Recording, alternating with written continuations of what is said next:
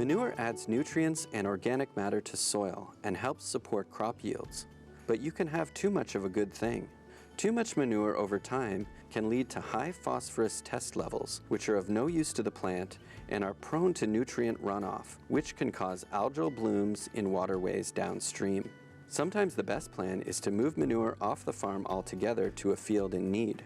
Manure is by nature bulky, and there are limits to the distances it can be economically hauled. Long-distance dragline systems and road trailers can lengthen those distances for liquid and solid manure. The easiest solution is to find a neighbor that could buy or trade for it.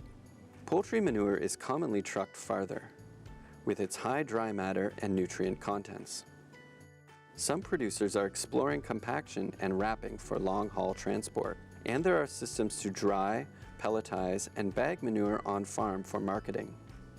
For liquid manure, there may be ways to reduce the price of hauling through farm-to-farm pipelines or concentration to lower transport volumes and get it further afield. Solid liquid separation can be easily done on farm with screw presses to separate the two, but the problem remains because both have nutrients in them. The solids will have the organic nitrogen and phosphorus, and the liquids will have the ammonium nitrogen and potassium.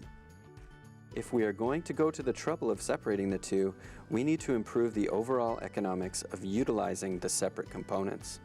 Manure is valuable stuff, but if your soil tests are too high, then you are not getting the full potential value.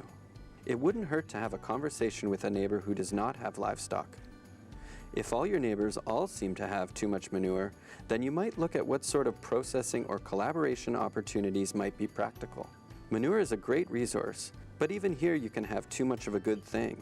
And if your soil levels are getting too high, you should explore options to move it off farm.